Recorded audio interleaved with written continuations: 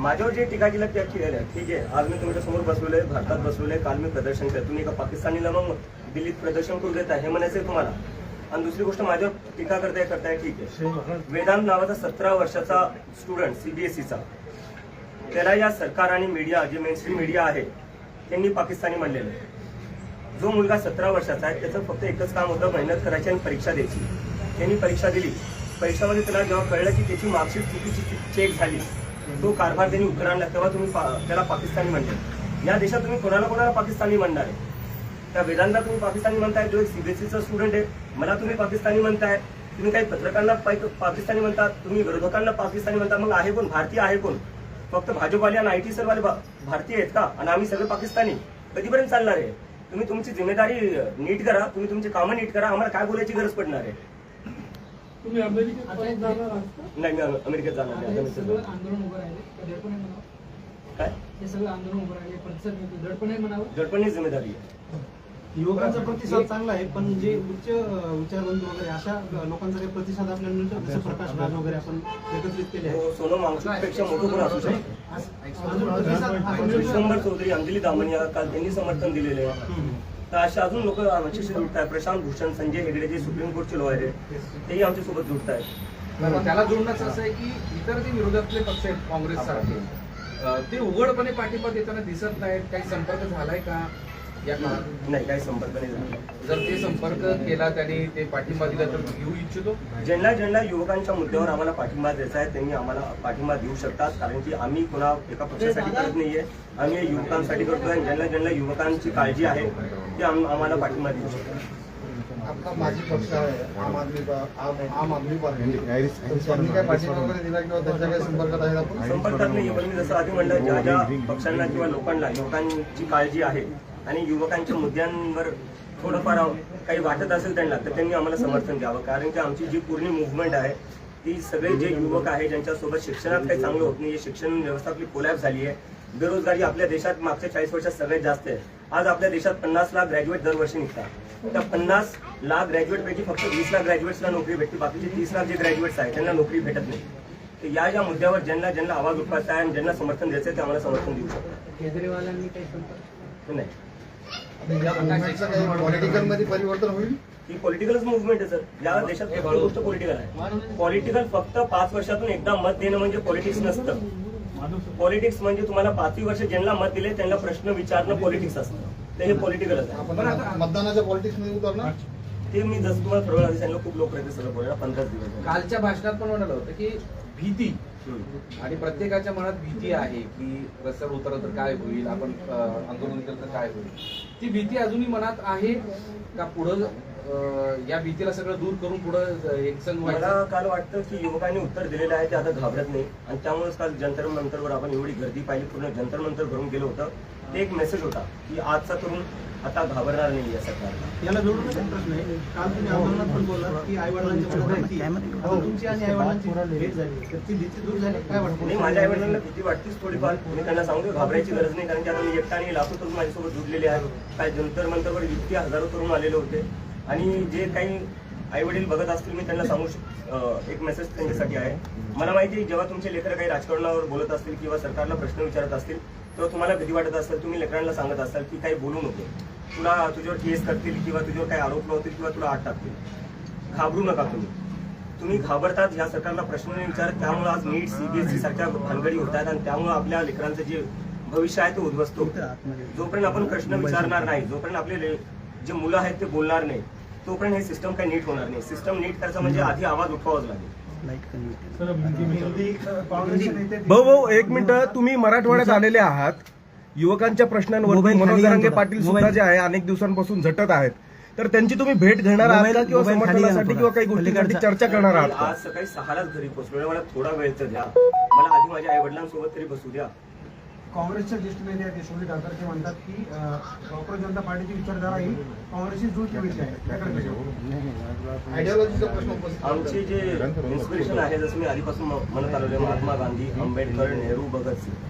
आणि मला वाटतं की आयडियोलॉजी कुठल्या एका पार्टीची नाही किंवा कुठल्या एका माणसाची. देशात आपले सगळेच असे महाराष्ट्रच बघायला गेला तर सगळ्यात जास्त प्रोग्रेसिव्ह लिबरल आपला महाराष्ट्रच आहे. ती आयडियोलॉजी मला वाटतं सगळं महाराष्ट्राचीच असतो.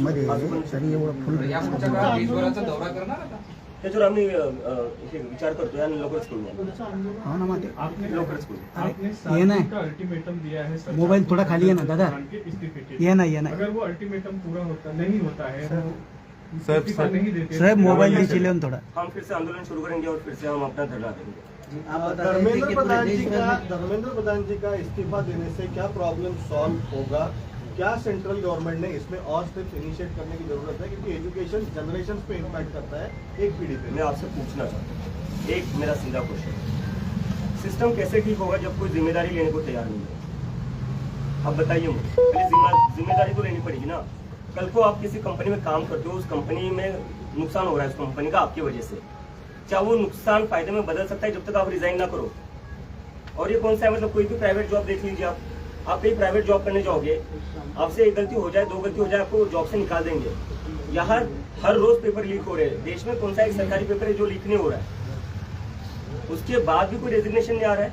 तो जब तक रेजिग्नेशन नहीं आता तो कैसे मान सकते सिस्टम ठीक होगा? पहले रेजिग्नेशन तो देकर दिखो. हमें बताओ तो कि आप गलती मानने के लिए तैयार हो. आप गलती ही नहीं मानने को तैयार हो. आपण भाजपचे जे धर्मेंद्र प्रधान आहे तर त्यांचे जे सेक्रेटरी आपण त्यांना पण धारेवरती धरणार का? कारण की जर बघायला गेलं तर मंत्री दर 5 वर्षाला बदलत राहतात, पण सेक्रेटरी फिक्स असतो. प्लॅन पण नाही का एक्झिक्यूटिव्ह सेक्रेटरी थ्रू होतो, तर आपण त्यांना पण धरलं पाहिजे. छोट्या माणसांना पकडून काय असतं? आपको हर तरफ से ते वरती कोण बसतात, त्यांना ऑर्डर कोण देते? आता मी त्याच्यावरच बोलतोय की ऍक्शन घेतले सरकारने यावर, जे सीबीएसई नीट मध्ये झालेले काय केलेले? आत्महत्या केलेली आहे, त्याच्यावर सरकारचं ऍक्शन काय? ट्रान्सफर, सस्पेन्शन पण जमले नाही तुम्हाला. म्हणजे या देशात जे स्टुडंट्स आहेत त्यांच्या लाईफची व्हॅल्यू एवढी कमी आहे की तुम्ही सस्पेंड नाही करू शकत अधिकाऱ्यांना. आम्ही तर राजीनामा म्हणतोय, राजीनाम्याशिवाय कमी काही मंजूरच नाहीये. तुम्ही नुसतं ट्रान्सफर.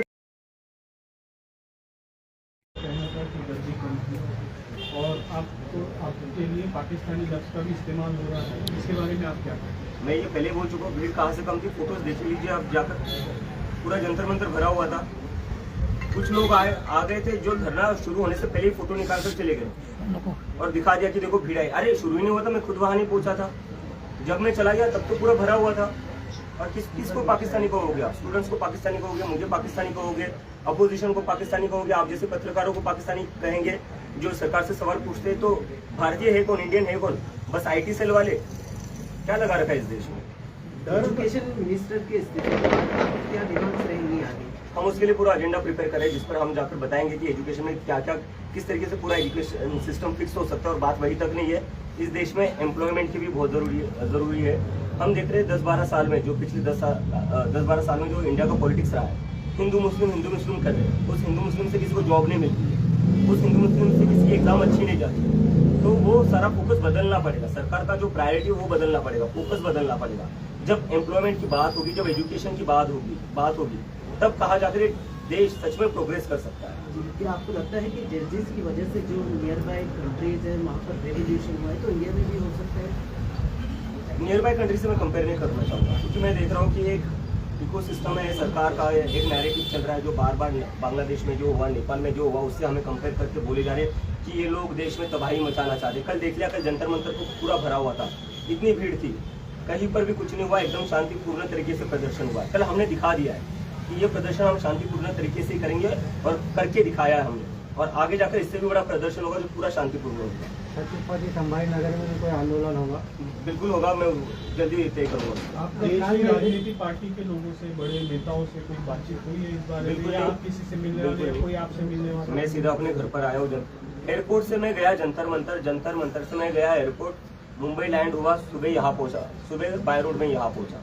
अगर कोई इच्छा व्यक्त करता है आपसे मिलने की या आगे बात करने की? नहीं, ये जैसे कि मैंने पहले बताया, ये पूरा मूवमेंट जो है वो युवाओं का मूवमेंट है. इट्स फॉर द जेन जी, और उन लोगों का सभी पार्टियों से भरोसा उठ चुका है. तो जिन लोगों को हमें समर्थन देना है वो बाहर से समर्थन दे सकते हैं.